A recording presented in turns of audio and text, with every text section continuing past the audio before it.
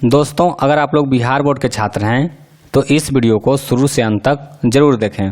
दोस्तों, इस वीडियो में हम बिहार बोर्ड के मॉडल पेपर का सॉल्यूशन करने वाले हैं और आज इस वीडियो में हम सामाजिक विज्ञान के मॉडल पेपर का दूसरा सेट देखेंगे जो आपके मैट्रिक बोर्ड परीक्षा के लिए बहुत ही इम्पोर्टेंट है। और दोस्तों, इसमें टोटल हम लोग 80 VVI क्वेश्चन देखेंगे जो आपके परीक्षा में आ सकते हैं। तो आप लोग वीडियो को पूरा जरूर देखें और लास्ट में कमेंट करके बताएं कि 80 प्रश्न में कितने प्रश्न का उत्तर आपको सही पता था। तो चलिए हम लोग पहला क्वेश्चन से वीडियो को स्टार्ट करते हैं। आप लोग जल्दी से वीडियो को लाइक कीजिए और अभी तक हाई टारगेट चैनल को सब्सक्राइब नहीं किए हैं तो जल्दी से चैनल को सब्सक्राइब करके बेल आइकन को दबा लीजिए ताकि आपको वीडियो का नोटिफिकेशन मिलता रहे। तो चलिए देखिए, पहला प्रश्न कहता है कि इटली एवं जर्मनी के एकीकरण के विरुद्ध कौन देश था। दोस्तों, इटली एवं जर्मनी के एकीकरण के विरुद्ध में कौन था? ऑस्ट्रिया था। हमारा उत्तर क्या हो जाएगा? ऑप्शन सी हो जाएगा, ऑस्ट्रिया। चलिए उसके बाद आइए अगला प्रश्न देखिए। दूसरा प्रश्न कहता है कि जालवे राइन एक संस्था थी। दोस्तों, जालवे राइन एक संस्था थी, वो किसकी संस्था थी? तो देखिए आपको ऑप्शन दिया हुआ, ए में क्रांतिकारियों की, बी है व्यापारियों की, सी है विद्वानों की और डी है पादरी सामंतों की। तो दोस्तों, इस क्वेश्चन को हम बहुत बार आपको बता चुके हैं, तो अगर आप लोग रेगुलर व्यूअर हैं तो आपको पता होगा कि इसका सही आंसर क्या है। आप जल्दी से इसका आंसर कमेंट कीजिए, तब हम जानेंगे कि आप कितना ध्यान से वीडियो को देखते हैं और कितने प्रश्नों को आप लोग याद करके रखते हैं। तो जल्दी से दूसरा का जो सही आंसर होगा वो आप लोग कमेंट बॉक्स में इसका आंसर दे दीजिए। और अगर आपको पता नहीं है तो आप कमेंट में पूछ सकते हैं, हम आपको इसका उत्तर जो होगा सही उसको रिप्लाई कर देंगे। चलिए तो हम लोग तीसरा प्रश्न की ओर बढ़ते हैं। देखिए तीसरा क्वेश्चन कहता है कि समाजवादी शासन का पहला प्रयोग कहाँ हुआ था। दोस्तों, समाजवादी शासन का पहला प्रयोग था वो कहाँ हुआ था? रूस में हुआ था। हमारा उत्तर क्या हो जाएगा? ऑप्शन ए हो जाएगा। चलिए उसके बाद आइए चौथा प्रश्न में। देखिए कहता है कि हिंद चीनी क्षेत्र में अंतिम युद्ध समाप्ति के समय अमेरिकी राष्ट्रपति थे। यानी कि हिंद चीन क्षेत्र में जो अंतिम युद्ध समाप्त हुआ उस समय अमेरिका का राष्ट्रपति कौन था? तो दोस्तों, उस समय अमेरिका का राष्ट्रपति था निक्सन। यानी कि ऑप्शन भी हमारा सही उत्तर होगा। चलिए उसके बाद आइए पांचवा क्वेश्चन में। देखिए कहता है कि गद्दर पार्टी की स्थापना किसने और कब की। दोस्तों, गद्दर पार्टी के संस्थापक कौन है? लाला हरदयाल है। और कब किए थे? तो 1913 में। यानी कि ऑप्शन सी हमारा सही उत्तर है। चलिए उसके बाद देखिए छठा प्रश्न है, ये भी मोस्ट VVI क्वेश्चन है और एग्जाम में बार बार आते हैं। देखिए कहता है कि जालियांवाला बाग हत्याकांड किस तिथि को हुआ था। दोस्तों, जालियांवाला बाग हत्याकांड जो है वो किस तिथि को हुआ था? तो 13 अप्रैल 1919 को हुआ था। 13 अप्रैल 1919 ईस्वी को। यानी कि ऑप्शन ए हमारा सही उत्तर है।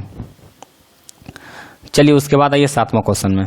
देखिए कहता है कि एक प्रतियोगी एवं उद्यमी प्रवृत्ति से प्रेरित किस प्रकार की व्यवस्था लागू की गई। कहता है कि एक प्रतियोगी एवं उद्यमी प्रवृत्ति से प्रेरित किस प्रकार की अर्थव्यवस्था लागू की गई। तो हमारा उत्तर होगा मुद्रा प्रधान अर्थव्यवस्था। यानी कि ऑप्शन बी हमारा करेक्ट आंसर है।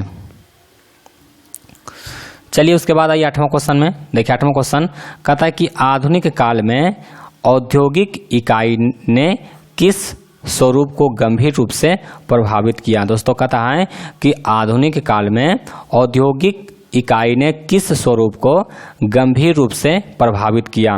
तो इसका जो सही उत्तर होगा वो हो जाएगा शहरीकरण को। किसको प्रभावित किया? शहरीकरण को प्रभावित किया। और दोस्तों, इस वीडियो पर हम 1000 लाइक का टारगेट रखते हैं, तो आप लोग जल्दी से वीडियो को लाइक कीजिए और इस टारगेट को जल्द से जल्द पूरा कीजिए। और दोस्तों, कम से कम इस वीडियो को अपने 10 दोस्त में जरूर शेयर कीजिएगा, क्योंकि एग्जाम का टाइम काफ़ी नज़दीक है, तो उनको भी वीडियो ये शेयर कर दीजिए ताकि वो भी इस वीडियो को देख सकें। चलिए उसके बाद आते हैं अगला प्रश्न में। देखिए 9वां प्रश्न बहुत इंपॉर्टेंट क्वेश्चन है। कहता है कि विश्वव्यापी आर्थिक संकट किस वर्ष आरंभ हुआ था। दोस्तों, विश्वव्यापी आर्थिक संकट कब प्रारंभ हुआ था? तो 1929 ईस्वी में प्रारंभ हुआ था। यानी कि हमारा जो उत्तर होगा वो हो जाएगा ऑप्शन सी। चलिए उसके बाद आइए अगला प्रश्न में। देखिए 10 नंबर सवाल। देखिए 10वां क्वेश्चन कहता है कि आज़ादी के बाद समाचार पत्र आपत्तिजनक विषय अधिनियम कब पारित हुआ? दोस्तों कहता है कि आज़ादी के बाद समाचार पत्र आपत्तिजनक विषय अधिनियम कब पारित हुआ था?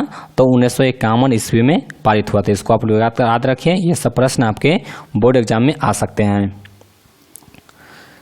चलिए उसके बाद आइए अगला प्रश्न में। देखिए 11वां क्वेश्चन कहता है कि एल्यूमिनियम बनाने में किस खनिज की आवश्यकता पड़ती है? दोस्तों एल्यूमिनियम बनाने में किस खनिज की आवश्यकता पड़ती है? तो बॉक्साइट की आवश्यकता पड़ती है। हमारा आंसर क्या हो जाएगा? ऑप्शन डी हो जाएगा।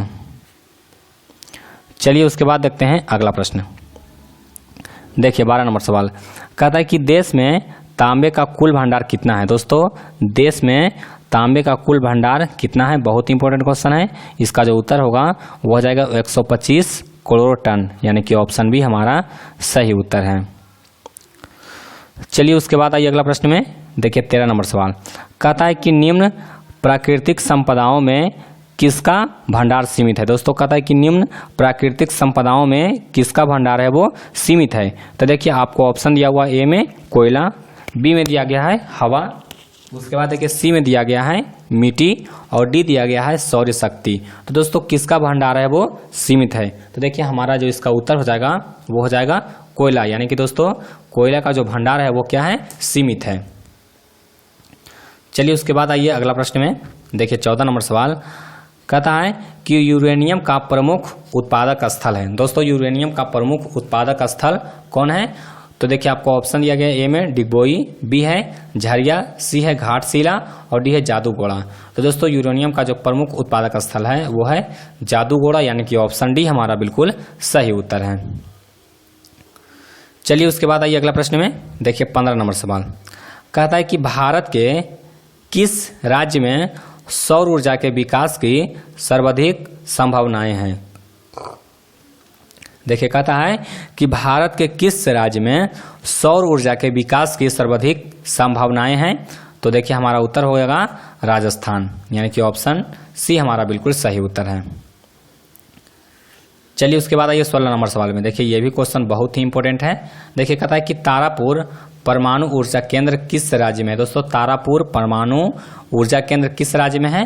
तो महाराष्ट्र में है, यानी कि ऑप्शन डी हमारा बिल्कुल सही उत्तर होगा। चलिए उसके बाद आइए 17 नंबर सवाल में। देखिए कहता है कि भारत में सर्वाधिक क्षेत्र पर किस मिट्टी का विस्तार है? दोस्तों भारत में सर्वाधिक क्षेत्र पर किस मिट्टी का विस्तार है? तो जलोढ़ मिट्टी का विस्तार है। किस मिट्टी का? जलोढ़ मिट्टी का, यानी कि ऑप्शन ए हमारा सही उत्तर होगा। चलिए उसके बाद आइए 18 नंबर क्वेश्चन में। देखिए कहता है कि किसका कथन है संसाधन होते नहीं बनते हैं? दोस्तों किसका कथन है संसाधन होते नहीं बनते हैं? तो यह कथन है जिमरमैन का, यानी कि ऑप्शन ए हमारा सही उत्तर होगा। चलिए उसके बाद आइए 19वां क्वेश्चन में। बहुत ही इंपॉर्टेंट क्वेश्चन है उसमें 19वां प्रश्न। देखिए कहता है कि कोसी नदी घाटी परियोजना का प्रारंभ कब हुआ? दोस्तों कोसी नदी घाटी परियोजना का प्रारंभ कब हुआ था? तो 1955 ईस्वी में हुआ था। इसको आप लोग याद रखिए, हमारा उत्तर हो जाएगा ऑप्शन डी। चलिए उसके बाद देखिए 20वां क्वेश्चन कहता है कि कुशेश्वर स्थान किस जिला में है? दोस्तों कुशेश्वर स्थान है वो किस जिला में है? तो कुशेश्वर है वो दरभंगा में है, यानी कि ऑप्शन बी हमारा सही उत्तर होगा। चलिए उसके बाद आइए अगला प्रश्न कहता है कि दलित और महादलित की एक नई पहचान बन गया। दोस्तों दलित और महादलित का एक नई पहचान कौन सा राज्य बना है? तो बिहार राज्य है, यानी कि ऑप्शन सी इसका सही उत्तर है। चलिए उसके बाद देखिए अगला प्रश्न कहता है कि नस्ल का आधार है। दोस्तों नस्ल का आधार क्या है? तो जीवन शास्त्र है। क्या है? जीवन शास्त्र है, यानी कि ऑप्शन ए इसका सही उत्तर है। चलिए उसके बाद आइए 23वां क्वेश्चन में। देखिए 23वां क्वेश्चन कहता है कि ग्राम पंचायत का सचिव कौन होता है? दोस्तों ग्राम पंचायत का सचिव होता है वो कौन होता है? तो ये बहुत ही इंपॉर्टेंट क्वेश्चन है। इसका तो देखिए इसका जो सही उत्तर है वो है पंचायत सचिव। इसको आप लोग कॉपी में नोट कर लीजिए। इस तरह के प्रश्न आपके बोर्ड एग्जाम में आ सकते हैं और ये बिल्कुल इसका सही उत्तर है।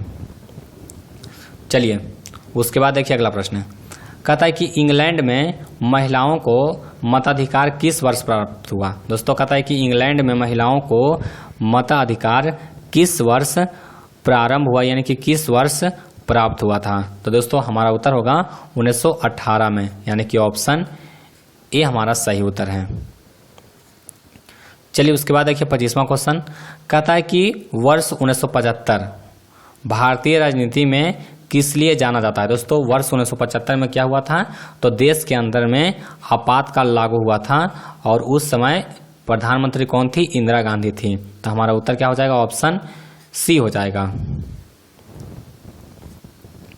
चलिए उसके बाद आइए 26 नंबर सवाल में देखिए कहता है कि बिहार में संपूर्ण क्रांति का नेतृत्व निम्नलिखित में से किसने किया। दोस्तों बिहार में संपूर्ण क्रांति का नेतृत्व किसने किया, तो जयप्रकाश नारायण ने किया। हमारा उत्तर क्या हो जाएगा, ऑप्शन डी हो जाएगा।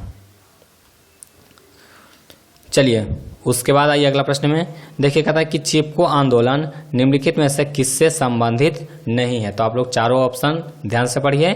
इसका सही उत्तर क्या होगा, कांग्रेस पार्टी के विरोध से, यानी कि ऑप्शन डी इसका सही उत्तर होगा। चलिए उसके बाद आइए 28वां क्वेश्चन कहता है कि लोकतंत्र एक शासन है जिसमें, दोस्तों लोकतंत्र एक शासन है जिसमें क्या होता है, तो देखिए सामाजिक व्यवस्था है। दोस्तों ये सही बात है। उसका देखिए कहता है कि आर्थिक आदर्श है, तो ये भी है। उसका कहते विशेष मनोवृत्ति है और डी है उपयुक्त तीनों। तो हमारा उत्तर क्या होगा, ऑप्शन डी हो जाएगा। चलिए उसके बाद देखिए 29वां क्वेश्चन कहता है कि लोकतंत्र जनता के द्वारा तथा जनता के लिए शासन है। यह कथन है वो किसका है, तो यह कथन है वो अब्राहम लिंकन का है। यह कथन किसका है, अब्राहम लिंकन का कथन है। चलिए दोस्तों हम लोग 30वां क्वेश्चन की ओर बढ़ चुके हैं। देखिए कहता है कि भारत में योजना आयोग का गठन कब किया गया था। दोस्तों भारत में योजना आयोग का गठन है वो कब किया गया था, तो 15 मार्च 1950 ईस्वी को किया गया था। हमारा उत्तर क्या हो जाएगा, ऑप्शन ए हो जाएगा। चलिए उसके बाद देखिए कहता है कि सतत विकास का उद्देश्य है। दोस्तों सतत विकास का उद्देश्य क्या होता है, तो सतत विकास का उद्देश्य होता है केवल अपने लिए, यानी कि ऑप्शन ए हमारा सही उत्तर होगा। चलिए उसके बाद आइए 32 नंबर क्वेश्चन में कहता है कि नरेगा एक कार्यक्रम है। दोस्तों नरेगा एक कार्यक्रम है, किस स्तर का कार्यक्रम है, तो नरेगा है वो राष्ट्रीय स्तर का एक कार्यक्रम है। चलिए उसके बाद देखिए कहता है कि राष्ट्रीय आय समतुल्य होता है। दोस्तों राष्ट्रीय आय है वो किसके समतुल्य होता है, देखिए आपको ऑप्शन दिया हुआ ए में उपभोग व्यय और कहता है कि विनियोग के योग के, उसके बाद भी है उपभोग व्यय तथा विनियोग के अंतर को, उसके बाद सी है उपभोग व्यय तथा विनिमय व्यय के गुण को, और डी दिया गया है उपभोग व्यय तथा विनियोग व्यय को।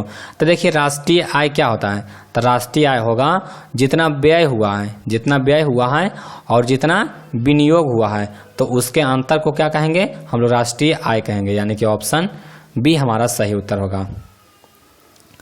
चलिए उसके बाद देखिए अगला प्रश्न कहता है कि भारतीय रिजर्व बैंक की स्थापना कब हुई। दोस्तों भारतीय रिजर्व बैंक यानी कि आरबीआई की स्थापना कब की गई, तो इसका जो सही उत्तर होगा वो हो जाएगा 1935 ईस्वी में, यानी कि ऑप्शन भी हमारा सही उत्तर है।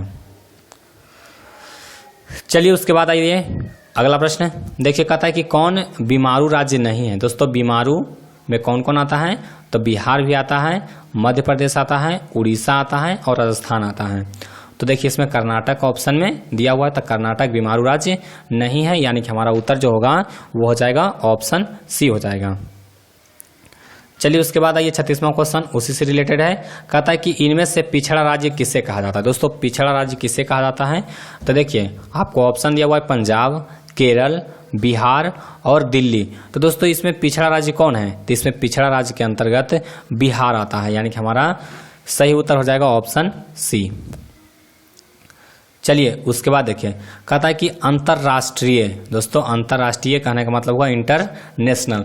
उसका देखिए कहता है कि व्यापार संबंधी नियमों को निर्धारित करने वाली संस्था कौन है। दोस्तों कहता है कि अंतरराष्ट्रीय व्यापार संबंधी नियमों को निर्धारित करने वाली संस्था कौन है, तो विश्व बैंक है। कौन है, विश्व बैंक है, यानी कि ऑप्शन ए हमारा बिल्कुल सही उत्तर है। चलिए उसके बाद आइए 38 नंबर सवाल में देखिए ये भी मोस्ट इंपोर्टेंट है।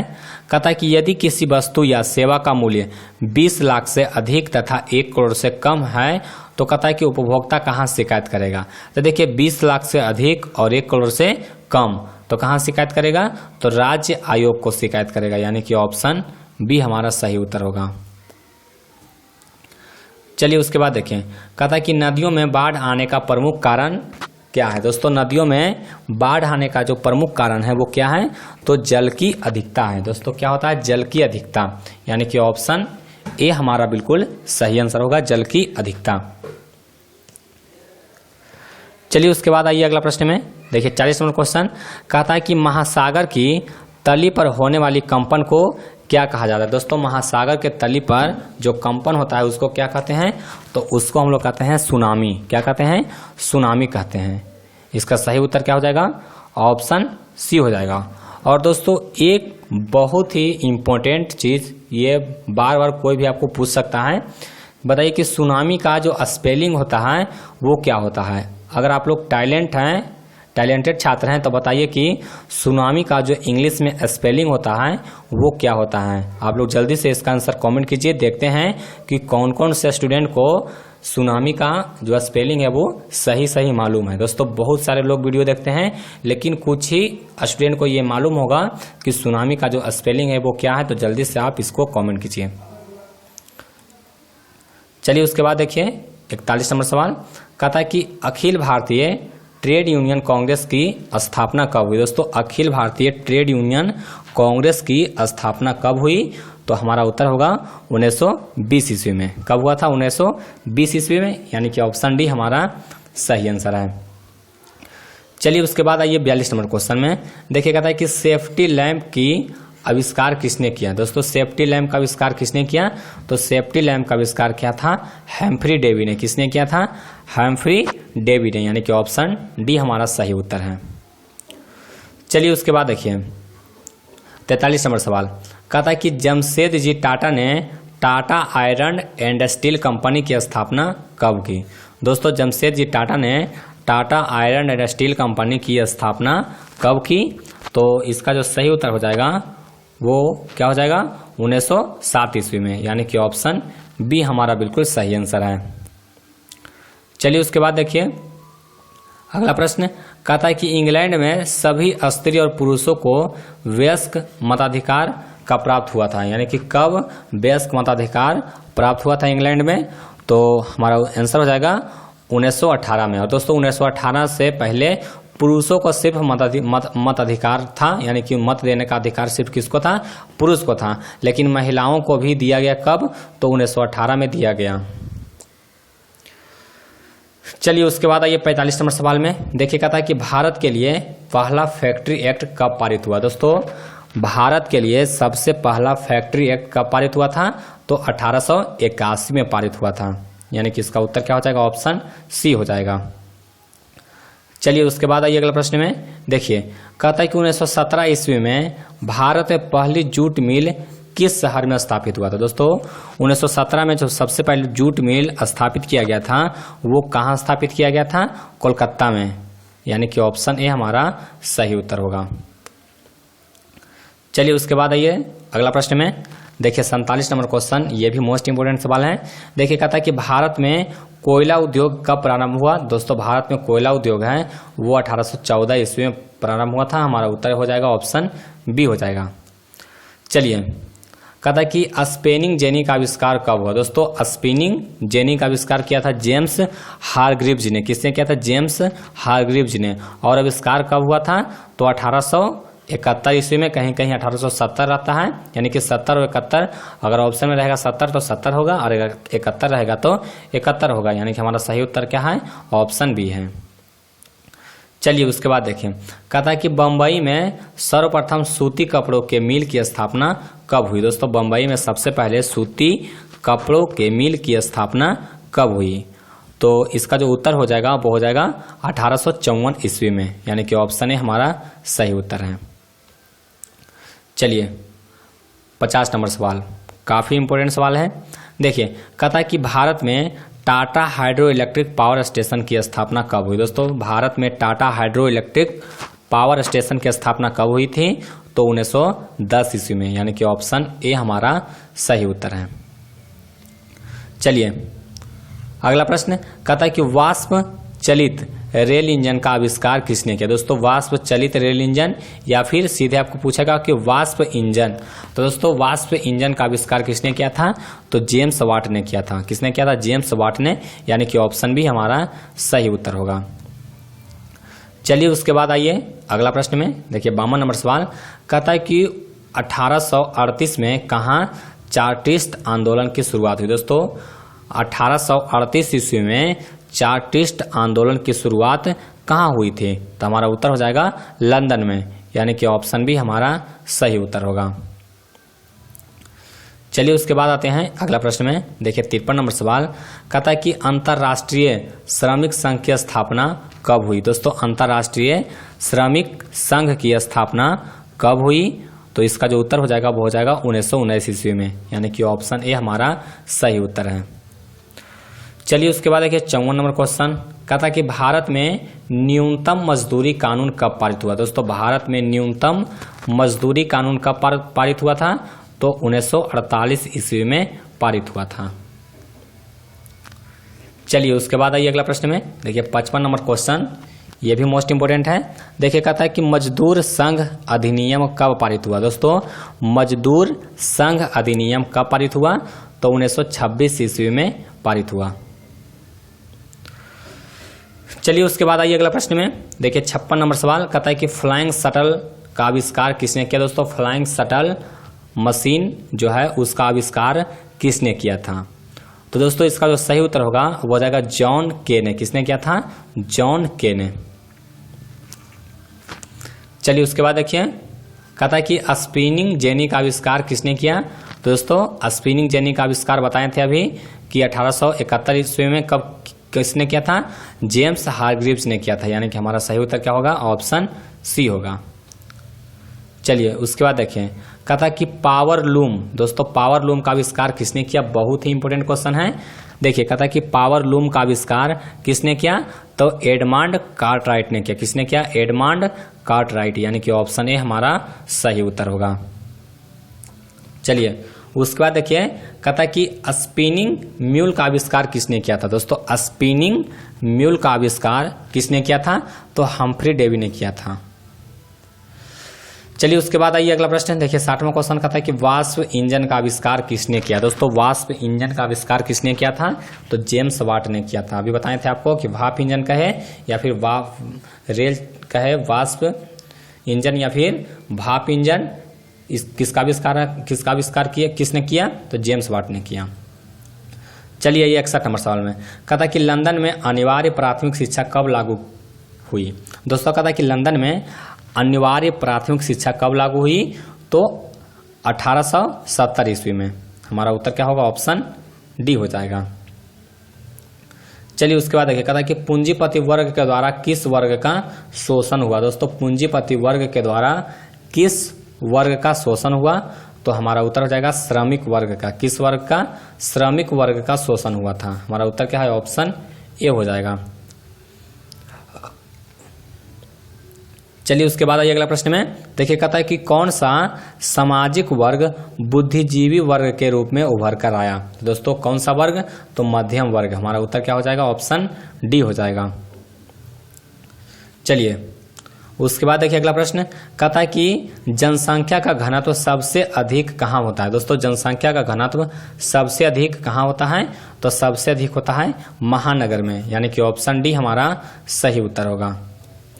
चलिए उसके बाद आइए 65 नंबर सवाल में कहता है कि आधुनिक काल। दोस्तों आधुनिक काल में औद्योगिकरण ने किसके स्वरूप को गहन रूप से प्रभावित किया। दोस्तों कहता है कि आधुनिक काल में औद्योगिकरण ने किसके स्वरूप को गहन रूप से प्रभावित किया, तो हमारा उत्तर होगा शहरीकरण को, यानी कि हमारा उत्तर क्या है, ऑप्शन बी होगा। चलिए उसके बाद आइए अगला प्रश्न कहता है कि एक प्रतियोगी एवं उद्यमी प्रवृत्ति से प्रेरित किस प्रकार की व्यवस्था लागू की गई, तो मुद्रा प्रधान अर्थव्यवस्था, इसको हम बता चुके हैं। हमारा उत्तर क्या होगा, ऑप्शन बी। चलिए उसके बाद आइए 67 नंबर सवाल में कहता है कि अस्थायी कृषि के प्रभाव से कैसा जमाव संभव हुआ। दोस्तों अस्थायी कृषि के प्रभाव से कैसा जमाव संभव हुआ, तो हमारा उत्तर होगा संपत्ति का, यानी कि ऑप्शन ए हमारा बिल्कुल सही होगा। चलिए उसके बाद आइए 68 नंबर सवाल में।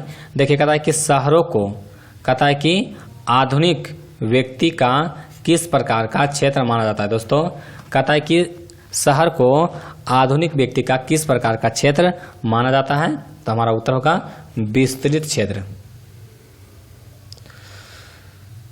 चलिए उसके बाद आइए अगला प्रश्न में। देखिए 69 नंबर सवाल बहुत ही इंपॉर्टेंट है। देखिए कहता है कि सामंत व्यवस्था से हटकर किस प्रकार की शहरी व्यवस्था की प्रवृत्ति बढ़ी है, तो प्रगतिशील प्रवृत्ति, यानी कि ऑप्शन ए हमारा बिल्कुल सही उत्तर है। चलिए 70 नंबर सवाल में कहता है कि पटना का गोल घर का किस उद्देश्य से बनाया गया था। दोस्तों सॉरी, कहता है कि पटना का जो गोल घर है वो किस उद्देश्य से बनाया गया था। तो देखिए आपको ऑप्शन दिया हुआ है, सैनिक रखने के लिए, बी है कहता है कि अस्त्र शस्त्र रखने के लिए, सी है अनाज रखने के लिए, और डी है पूजा करने के लिए। तो दोस्तों जो पटना का गोल घर है वो अंग्रेजों के द्वारा बनाया गया था और यह अनाज रखने के लिए बनाया गया था। किस लिए? अनाज रखने के लिए। चलिए उसके बाद देखिए अगला प्रश्न कहता है कि सिखों के 10वें और अंतिम गुरु गोविंद सिंह का जन्म बिहार के किस नगर में हुआ था। दोस्तों गुरु गोविंद सिंह का जन्म कहाँ हुआ था? पटना साहिब में हुआ था। कहाँ हुआ था? पटना साहिब में, यानी कि हमारा उत्तर क्या होगा? ऑप्शन सी हो जाएगा। चलिए उसके बाद देखिए 72 नंबर सवाल बहुत ही इंपॉर्टेंट क्वेश्चन है। कहता है कि इंडिका किसकी रचना है। दोस्तों इंडिका एक पुस्तक का नाम है, यह किसके द्वारा लिखा गया है? तो मेगास्थनीज के द्वारा लिखा गया है। हमारा उत्तर क्या हो जाएगा? ऑप्शन ए हो जाएगा, मेगास्थनीज। चलिए कहता है कि पटना का गोल घर का निर्माण कब हुआ था। दोस्तों पटना का जो गोल घर है इसका निर्माण कब हुआ था? तो इसका निर्माण हुआ था 1786 ईस्वी में, यानी कि ऑप्शन सी हमारा बिल्कुल सही आंसर है। देखिए 74 नंबर सवाल कहता है कि अंग्रेज यात्री रल्फ फिच पटना कब आया। दोस्तों रल्फ फिच था वो पटना कब आया था? तो 1856 ईस्वी में। चलिए उसके बाद आइए अगले प्रश्न में 75 नंबर सवाल कहता है कि पाटलिपुत्र किसके समय में मगध की राजधानी बनी। दोस्तों पाटलिपुत्र किसके समय में मगध की राजधानी बनी? तो हमारा उत्तर होगा उदयन के कारण, यानी कि ऑप्शन डी हमारा बिल्कुल सही है। चलिए उसके बाद देखिए 76 नंबर क्वेश्चन कहता है कि विश्व में सर्वप्रथम भूमिगत रेल कब आरंभ हुआ। दोस्तों विश्व में सर्वप्रथम भूमिगत रेल कब आरंभ हुआ? तो इसका उत्तर हो जाएगा 1863 ईस्वी में, यानी कि ऑप्शन डी हमारा सही उत्तर है। चलिए उसके बाद देखिए 77 नंबर सवाल कहता है कि भूमिगत रेल सर्वप्रथम विकास कहाँ हुआ। दोस्तों भूमिगत रेल का सबसे पहले विकास कहाँ हुआ था? तो लंदन में हुआ था। कहाँ हुआ था? लंदन में। और भारत में सबसे पहले कहाँ हुआ था? तो कोलकाता में हुआ था। चलिए उसके बाद आइए कहता है कि दुनिया का सबसे बड़ा शहर कौन है। दोस्तों दुनिया का सबसे बड़ा शहर कौन सा है? तो देखिए आपको ऑप्शन दिया गया है, पेरिस, लंदन, दिल्ली और मुंबई। तो दोस्तों दुनिया का सबसे बड़ा शहर है वो कौन है? लंदन है। चलिए उसके बाद देखिए अगला प्रश्न कहता है कि गुरु गोविंद सिंह का जन्म कब हुआ था। दोस्तों गुरु गोविंद सिंह का जन्म कब हुआ था? तो 1666 ईस्वी में हुआ था। हमारा उत्तर क्या हो जाएगा? ऑप्शन बी हो जाएगा। चलिए उसके बाद देखिए 80 नंबर सवाल, और दोस्तों ये लास्ट क्वेश्चन है। तो दोस्तों लास्ट क्वेश्चन बताने से पहले आप लोग अगर अभी तक वीडियो को लाइक नहीं किए हैं तो दोस्तों यहाँ तक अगर वीडियो देख लिए हैं तो अच्छी बात है, आपको वीडियो पसंद आ रहा होगा। आप वीडियो को जल्दी से लाइक कीजिए और चैनल पर नए हैं तो चैनल को भी सब्सक्राइब कर लीजिए। और दोस्तों इसके बाद आप लोग जो विज्ञान का मॉडल पेपर है उसको आप लोग जरूर जाकर देखिएगा। देखिए 80 नंबर कहता है कि घेटो शब्द कहता है कि मध्य यूरोपीय शहरों में किस बस्ती के लिए प्रयोग किया जाता था। तो दोस्तों इसका जो सही उत्तर होगा वो हो जाएगा यहूदी के लिए, यानी कि हमारा सही आंसर क्या होगा? ऑप्शन बी हो जाएगा। तो दोस्तों आज के लिए बस इतना ही। अगर आप लोग इसका PDF डाउनलोड करना चाहते हैं तो हमारे वेबसाइट www.cktarget.com पर जा सकते हैं, या फिर आप लोग mobile application high target class 10 का डाउनलोड कर लीजिए। और दोस्तों इस वीडियो से संबंधित अगर आपके मन में कोई इशू है तो आप हमारे WhatsApp नंबर पर मैसेज कर सकते हैं या फिर आप मेल कर सकते हैं। तो आज के लिए बस इतना ही, मिलते हैं आपको अगले वीडियो में।